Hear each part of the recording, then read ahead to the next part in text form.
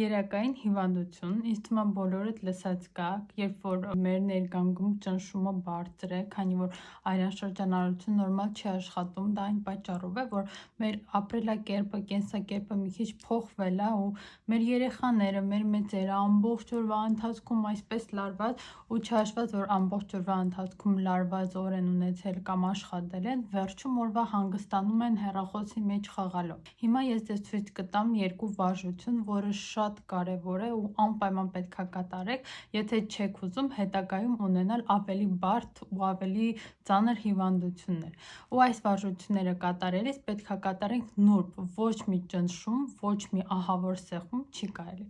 Առաջինը մենք այսենց նուրբ մեղմ մերսում ենք մեր վիզը ու իջացնում ենք, բերում ենք մեր այս ոսկորների այսենց սեղմում ենք այստեղ եւ երկրորդը մեր գլխի հետևի հատվածից վերում ենք դեպի ներքև, ստեղից վերում ենք ներքև, կատարում ենք նուրբ ու փորձում ենք այդ վարժությունը կատարել ամեն օր։